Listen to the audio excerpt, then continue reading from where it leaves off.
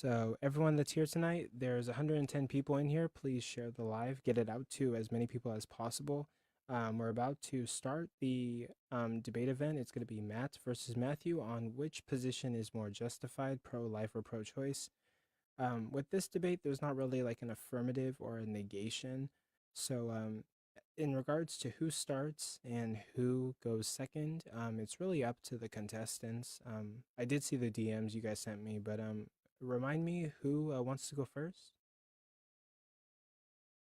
I was just gonna let Matt pick what you wanted to do first. Yeah, you Okay. can open if you want. I'm cool with that. Sounds good. Sounds good.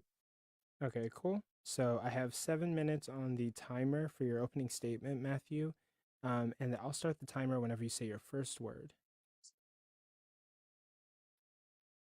All right, we're gonna start off by saying thank you, Coco. Thank you, Jay, for the hosting this position. Thank you, Matt, for being the opposition in this debate. Also, thank you to anybody in the chat who's sticking here to actually witness this debate.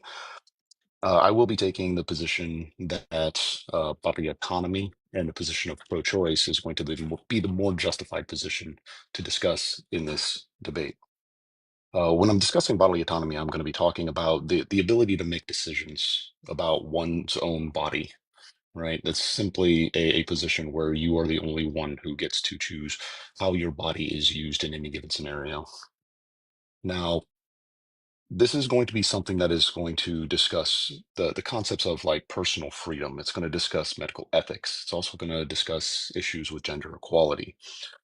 We're going to dip into situations like the effectiveness of healthcare, personal liberty, as well as the ability to determine your own future rather than have it determined for you. When we're discussing bodily autonomy, we are not discussing this in a way that is considered a political or religious affiliation. This is held purely by the person, not by any organization. So when we're talking about this, we're going to be discussing how the restrictions of abortions do not lead to a position that eliminates the need of the abortion.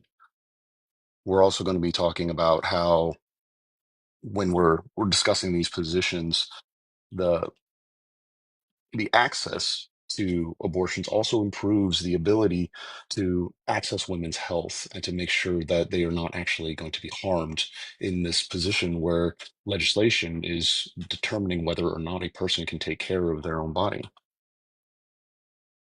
The common negations of this, the common arguments against this position of bodily autonomy are going to be centered around issues in like life is being considered at conception. And honestly, I'm just going to grant that position just to save time in this debate. I'm not going to worry about when life is considered to start. I understand that a lot of argumentation is going to be placed on the potentiality of the child in utero.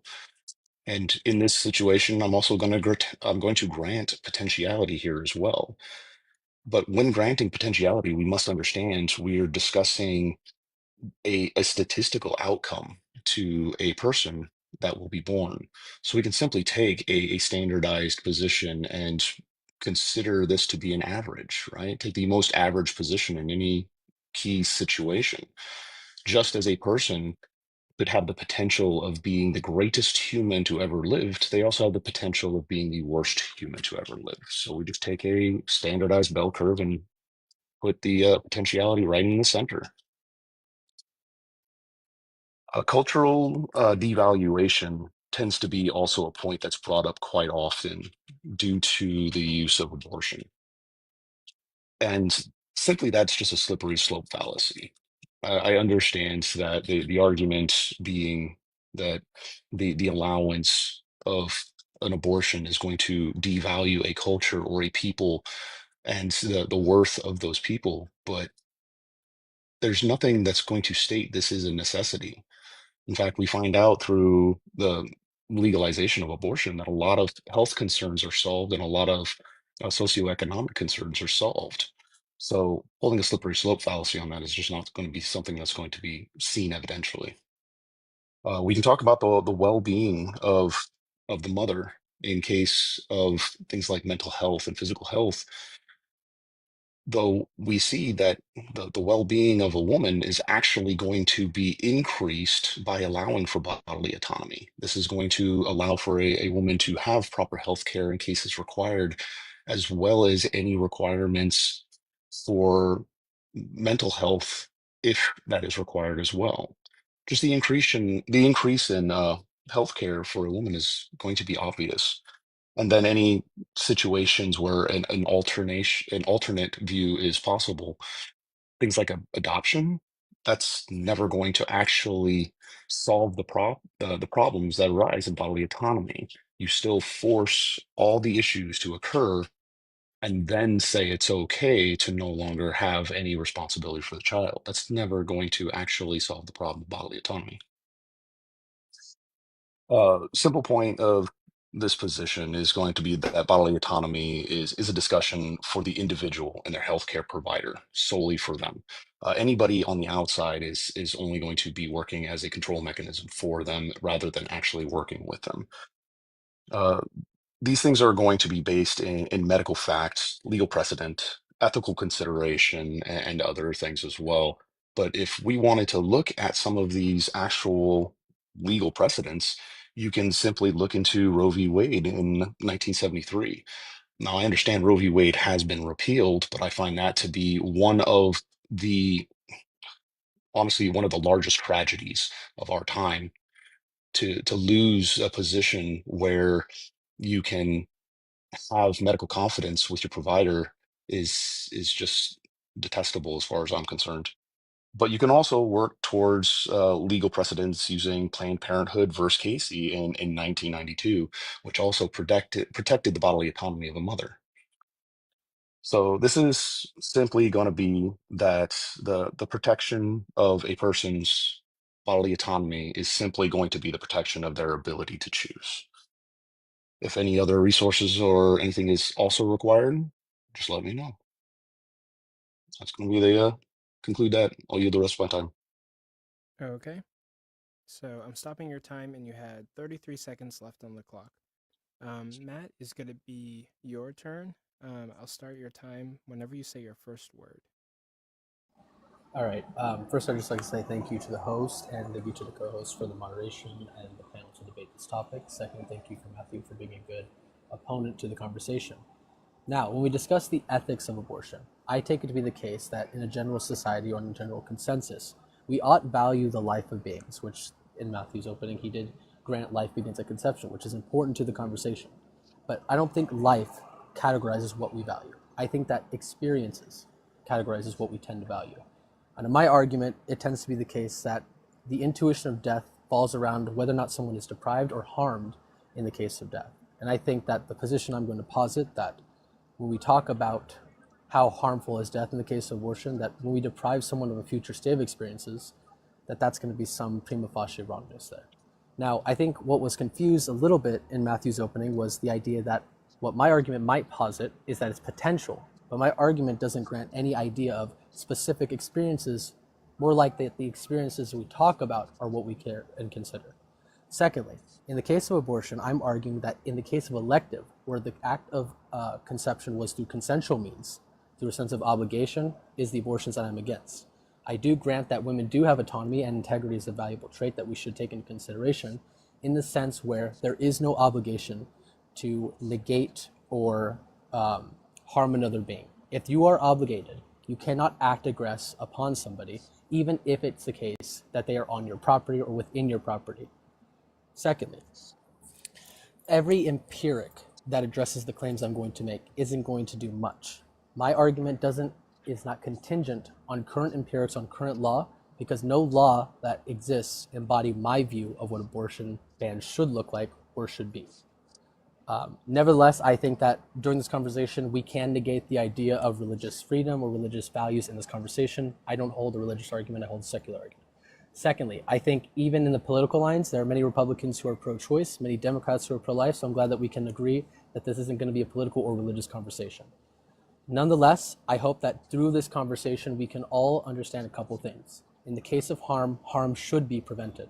In the case of abortion, I will hope to demonstrate that the act of abortion in a general majority case, where there is not the case of SA, nor does medical determination require an abortion, I take it to be the case that that is going to be an unjustified action that harms a being, where you're obligated to take care of them. And for the rest of my time, I'll yield, and we can get into the cross-exam.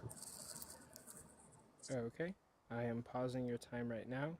You had 4 minutes and 18 seconds left, but that's okay. Um, so that will be the end of the openers. Matthew, since you started, we're going to start with your cross examination. You have 5 minutes on the clock for the first round, and it starts whenever you say your first word. All right, so my position is based solely in bodily autonomy. So I'm going to discuss bodily autonomy with you because I want to know what your positions on some of these concepts would be. My idea here is that a woman is the only person with control over her body and how her body is used in any case. Uh, but in this discussion, I want to know what are your thoughts on a scenario such as this? Let's say an accident occurs, an accident that I am responsible for. In this accident, I am perfectly healthy, yet the other people that are in this accident, of which one of them is seriously injured and requires a kidney in order to survive. I am the only person who is a match for that person, and I am responsible for why they are in that condition. Is it possible for me to be forced to give of my own body in order to save their life? In the sense of force, I'm not sure what you mean by that, but to answer the question bluntly, do I think a person is obligated to do that? I do think a person should be obligated, depending on other particulars. Absent other considerations, yes, you're obligated to do so. So this is a position on medical ethics based in bodily autonomy. In medical ethics, the position is that a person does not need to do so. There can be no force used to cause this person to give up their organ, save another person's life. What if it was a third of a liver that needed to be given up to save that person? Yeah, absent other considerations, I would say generally you're obligated. But according to medical ethics, you do not have to give that up, correct? That kind of conversation dwells about what is. My argument is about what ought to be, and I think that's what the question That's not revolves what around. I asked you. I'm not talking about odds, or I'm Oh talking yeah, about what gotcha. is. I am Yeah, asking you what is direct the case? questions. Yeah, what is the case that that's not currently the case? Sure. Okay. So what if it was blood that I needed to donate to save this person's life? Are you asking me in the sense of what is the case or my view? This is purely what is the case. We're discussing medical ethics on bodily Okay. autonomy. Yeah, from my knowledge, what is the case is that you're not obligated to do so. What if it's simply plasma? Still not obligated to do so. Okay. What if it was just my time that was going to save the person's life? In some, well, medical ethics probably not. In some other ethics, probably. Yeah, in law Okay. standards. So we're sitting at a point where there is no position where my body can be used against my will in order to save another person's life, even if I am held responsible for the condition they're in. Let's go ahead and change up the scenario slightly. And instead of me being perfectly fine in this accident, same thing occurred, but I did not survive. I do not have an organ donor's certificate signed. Can my organs be used to save that person's life? Are you arguing of what is the case? If it is the case, What then is no. the case? Okay, We are currently no. discussing There's medical ethics and gotcha, what is the case. gotcha. Currently no. There is no standard for that in medical ethics. Okay. So currently, through medical ethics, we have found that even the rights of a corpse have more rights than that of a pregnant woman wishing to express bodily autonomy over her own position. Because even if that woman was to choose to terminate her pregnancy and that would result in the end of a life, such as that unborn child, it is still her body and her choice on whether or not it can be used to support that life. And that is simply a fact. Yeah, Would you I would disagree? agree. I would agree that is the case currently. Okay, so currently we have a hypocritical situation. Would you say that we should now force a woman to give birth to an unwanted pregnancy and then also force any and all people to give up of their body in order to save others' lives?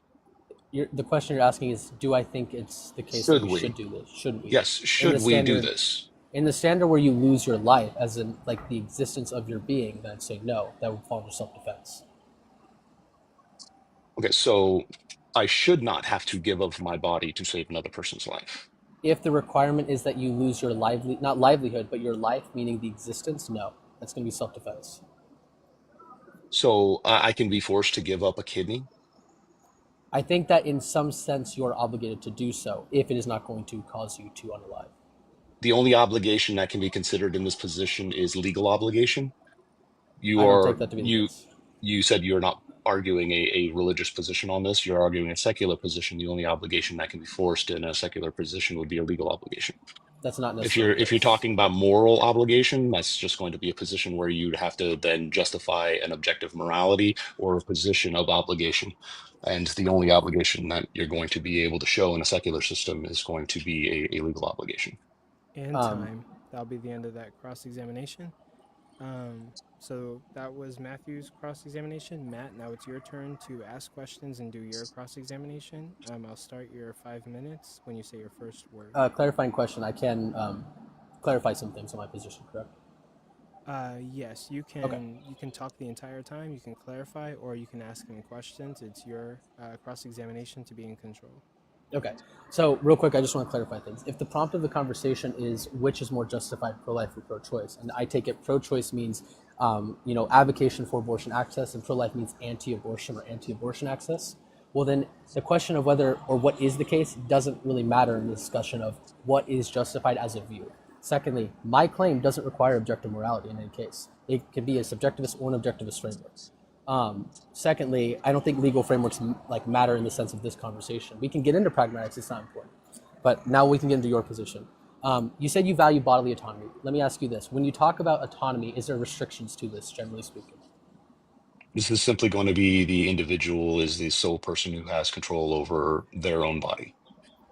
Right, I understand that, but is there going to be restrictions to this? Are there cases where, even though you have autonomy, we can restrict your usage of autonomy to prevent harm or damage to other beings or property? There's going to be caveats. Of course, there's caveats for everything.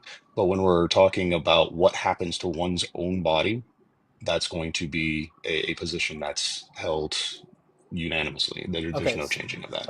okay. So you You're, don't you're hold bodily discussing what autonomy. Well, happens to hold on, something real else. quick. I was You, finishing my no, answer.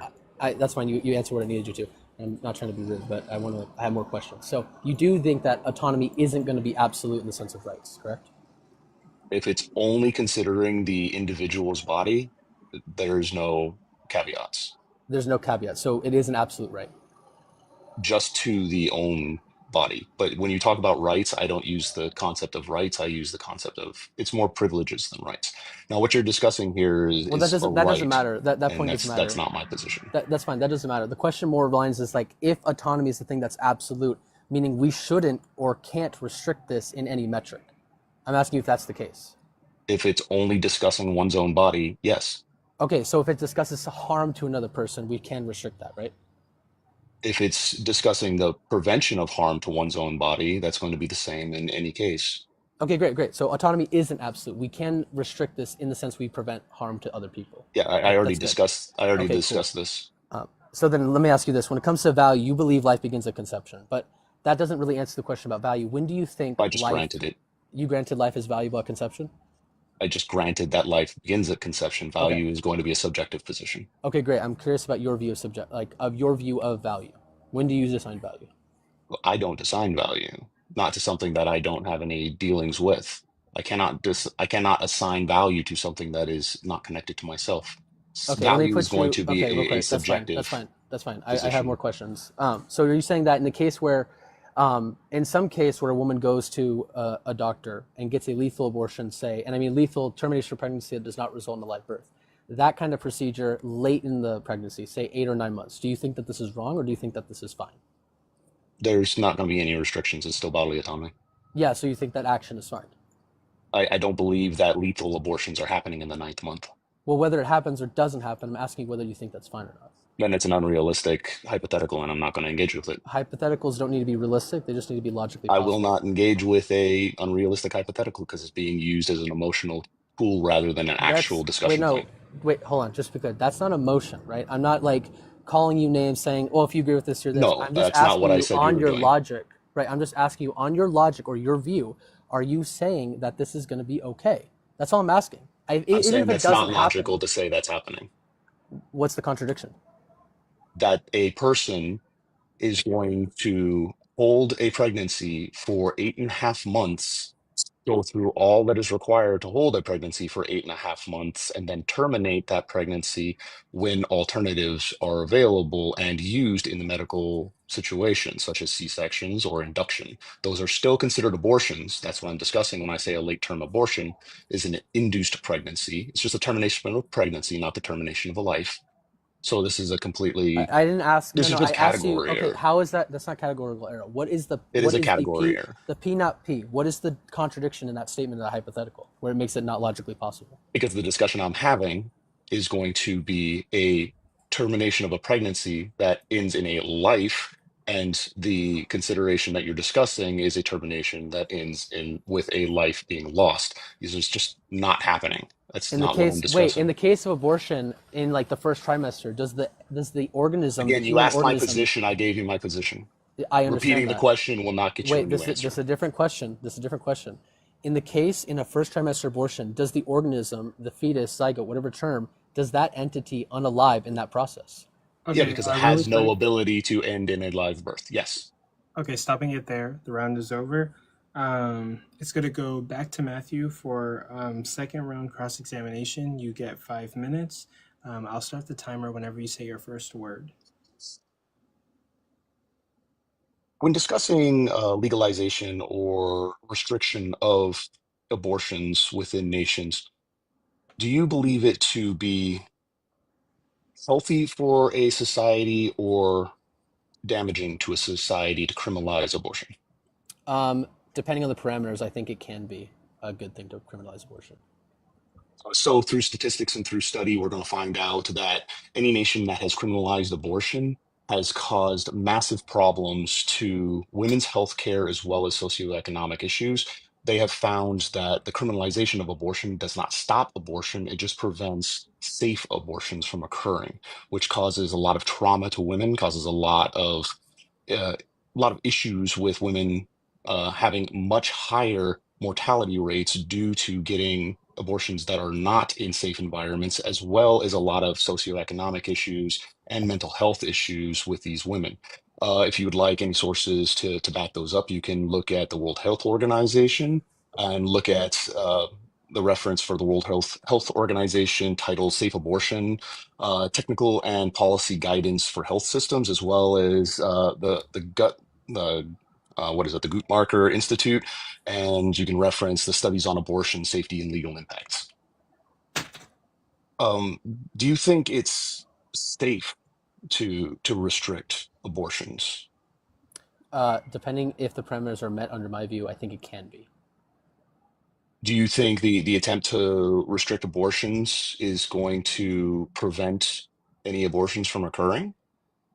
No, similar to how preventing something like SA isn't going to stop SA from occurring, but we still Okay, prevent SA. so we see the states that have attempted to prevent abortion within the United States. We have seen dozens of instances where people who required abortions for specific reasons, such as ectopic pregnancies, or in the case of malformation during the formation of the fetus during embryology, where the mother was at supreme risk of death because of what was going on, but a doctor was incapable of taking any action due to legislation.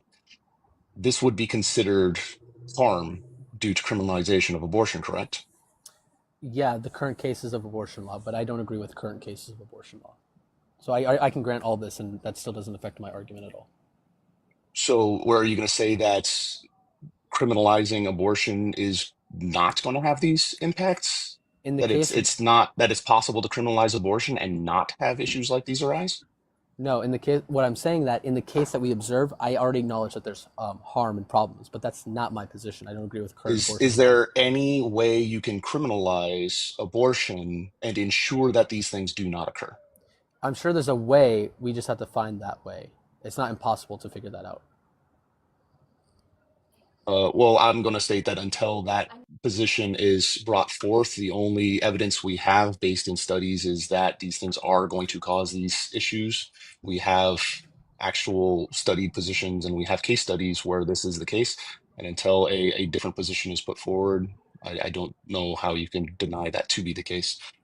I didn't Do deny you that to be the believe case. that with accessibility to proper health care, you can have an improvement in women's health? Yeah, I don't take abortion to be a form of healthcare, though, not in the Then majority of that's cases. going to be an ignorant position because it is quite literally healthcare. It is a medical practice held by a physician and a patient that is defined as healthcare. You might not agree with that method of healthcare, but it is by definition healthcare. So the increase in the ability to have safe and effective healthcare that does save lives due to some of the topics that we discussed before, like ectopic pregnancies and other life-threatening conditions, we understand that proper access to this healthcare is going to provide a benefit to health. And if you would like resources for that, I can give you those as well. You have, again, the Guttermark Institute, but this time you would look at the research on abortion and access and public health would be the article that you would look into. And you could also look at Center for Reproductive Rights, specifically their report on the global reproductive health improvements. That would give you data on all of these things. So we have definitive points of data that show that in locations where access to abortion is found, women have better quality of life, they have better health care, they have better socioeconomic positions, they have better mental health positions, and have an overall betterment in their quality of life. Finish your last sentence. I'll yield the rest. Okay. And that will be the end of the second round of your cross examination. Matt, it is your turn to do your cross examination. I'll start the time whenever you say your first word. Okay, yeah. A couple things. One, when you define healthcare, every country has different standards of healthcare. So I'm not sure. Are we only operating under America's standard of healthcare, or the more organized world's versions? No, I'm discussing healthcare as a service provided by a physician to its patient. Okay. Would lobotomy, if a lobotomy is practiced by a physician, does that count as healthcare?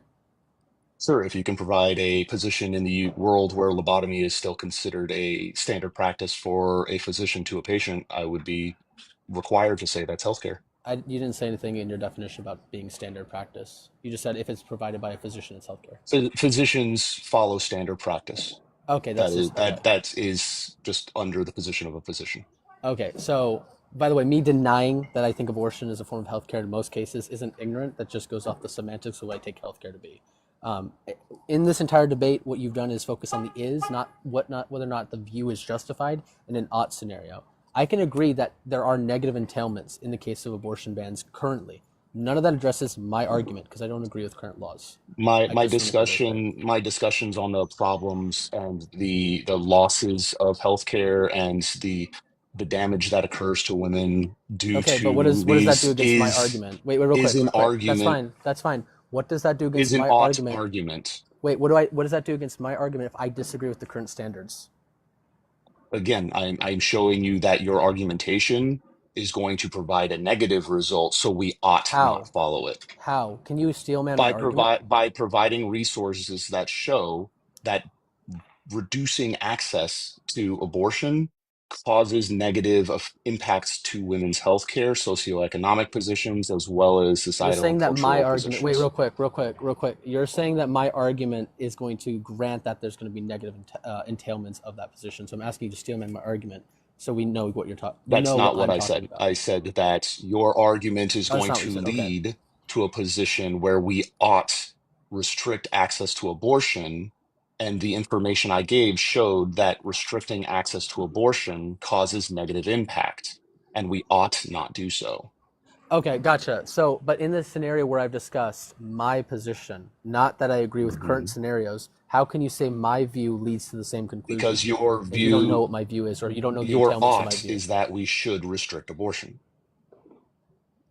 Yes, my ought is that in general cases we should restrict Yes, and abortion. my Yes. position is that My ought is restriction of also abortion causes negative impact, so we ought not do it. I'm not using pure is. I'm in the using current is in the as the current data case. to support the ought. So you're using is to No, justify not an to ought claim? justify it, to support it.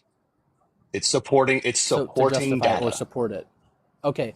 That's just No, an it is is-ought not, because fallacy. I am not saying because this How is it is, not? we ought to do so. I'm saying this is the case that we see now. Therefore, we can take the data to show that if we ought stop abortion, this is the expected outcome. So we ought not prevent abortion. An ought claim includes an ought not claim, just so you know. When you say we shouldn't do something and you use current standards, that's still an is-ought That fallacy. is not an is-ought fallacy. That is No, an I'm is-ought just fallacy. providing If we could pull up the statistics in definition of that, that's support of the fine. ought. I'm not saying because Yeah, is the statistics on the ought. current case which supports the ought claim. That's an No, is-ought it is fallacy. not. Anyway, regardless, if you don't want to grant that being the case, that is the case. It Okay, is I'm sorry not. to break it to you, but I just want to understand. I would like you to engage I in the question I have. asked earlier before I ran out I of time. actually No, have. no, the question I asked in the Because your first. question Hold on, the was question I asked in not the first. accurate to what was being said. Okay, I would like you to answer the question.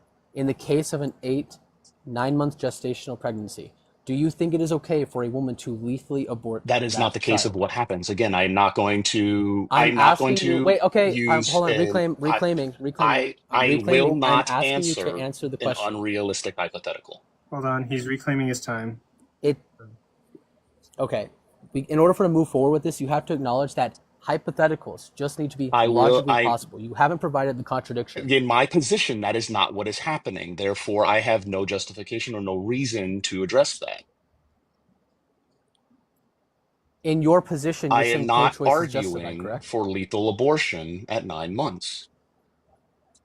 Okay, so you would say that's No, wrong, correct? I do not hold a position on that. So it's not No, wrong. I do not hold a position on So that. you're agnostic on the case. Agnostic would be the You're position, not agnostic on that. Gnostic. Agnostic. I said agnostic. I don't know if you heard that. I apologize, but I said agnostic. So you're agnostic on the case whether an 8 or 9-month termination lethally is wrong. Yeah, I do not have a position on that currently. Okay, and is it just because you don't It's see not that part of my happening? argumentation here. Why would I make a position on something that is not occurring? Okay, cutting off the cross examination now. So we are now going to begin our 3-minute closing statements. So, Matthew, you would go first, and I'll start the timer whenever you say your first word. So again, we're discussing bodily autonomy here. In every single case of bodily autonomy, we're discussing the ability for one to choose what happens to their own body. We're not talking about this position of what happens to somebody else. We are only talking about the ability of what happens to one's own body. We find out that in medical ethics, the result of another person's ability to survive is not even taken into consideration on the protection of bodily autonomy, except in this position where a pro-life opponent will start saying that a fetus's life is more important than the wife's bodily, or not the wife's, but the woman's bodily autonomy. And I find that to be a hypocritical position. Now, we understand that we grant people the ability to protect oneself against harm. And all you have to do is be able to justify that harm will be done by the violation of one's bodily autonomy, and you have the right for self-defense. We find that in the position of pregnancy, we have some just consistent and universal harms that happen to a woman during pregnancy. Things like pelvic floor and abdominal muscle issues that happen. These changes are universal. We have breast changes that are universal. The physical changes to the breasts are just going to happen. Weight and body changes are going to be something that happens regardless of whether or not you try. You're going to have issues with hormone and metabolism changes that you cannot get around. This is simply a fact of pregnancy. You're also going to have skeletal and joint changes that you cannot prevent. These things are drastic and harmful changes to the anatomy of a woman. And a person who has the right to bodily autonomy has the right to protect their body from those changes. If you can choose not to have your body used after you've died, then you should grant that same protection to a person who is pregnant. You my time. Okay, I'm pausing the time now. You had 50 seconds left on the clock. Matt, it's time for your 3-minute closing statements. I'll start the timer whenever you say your first word. Lastly, I'd just like to say thank you to the host, co-host, Mathew, for attending, audience for listening. In closing, What I've noticed in this debate is a couple of things. One, my opponent in his argumentation to justify an ought not claim used current data and statistics of is statements to justify the ought claim, which is going to be an is-ought fallacy whether he likes it or not. Secondly, I'd also like to say every argument he made or critique against my view didn't address the argument, it addressed entailments he thinks my argument commits itself to. We didn't discuss the ethics or the value of that child. He granted life began at conception, but I was curious more when he thinks value is consistent. If he says it's consistent at conception, that's fine. I wanted to go into the conversation of obligation. In the case of obligation, we didn't even get to address that because he just wanted to say, in any case of hypotheticals, to analyze if a woman can do an action based on the autonomy principle. He wouldn't engage because it was unrealistic, even though he couldn't show me the contradiction that violates the law of logic. So under standards of debates, making a fallacious argument and then refusing to engage in logically possible hypotheticals doesn't do anything to strengthen your argument. It actually shows how weak you are in your debating. Now, I'm not trying to be mean. I think that there's room for improvement there. I can grant everything you said in the case of harm current abortion law, but because I don't commit myself to those claims, that's not what my argument does. That doesn't address my argument that pro-life is justified. So if we wanted to engage in another conversation at some time where you do respond to the hypothetical and analyze the logical part of this, the ethics, the normative view, then I think we can get to a better place. But we didn't get anywhere because, to put it bluntly in the best possible way, you didn't understand the type of debate that this was, I feel like. And with that, I'll yield my time. I'm going to reclaim my final minute because is that okay with you, Matt? I'm going to reclaim my 50 seconds. Go for it. Did not perform an is-ought fallacy. That's just flagrantly incorrect. What I did was I said, these are the studies that show effects of actions. That's not an is for an ought fallacy. That is simply data collection that shows results of actions when taken. So in the position that we ought restrict pregnancy, data shows this will be the outcome. So my position is that we ought not restrict pregnancy, therefore not allowing those things to happen. This is not an is-ought fallacy. This is simply data in support of my argumentation for we ought not do so. That is going to be a supplemental position. I'm still finishing my 50 seconds.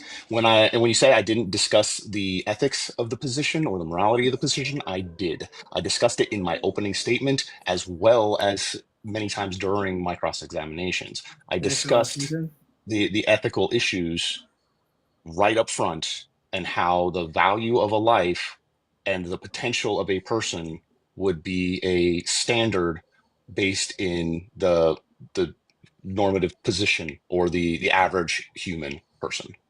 How much time do I have? And then we could do. You did have 1 minute and 11 seconds left over. I'll reclaim just a little bit if that's possible. Are you cool with that? Yeah, that is cool. Matthew, are you okay with that? Yeah, of course. Yeah.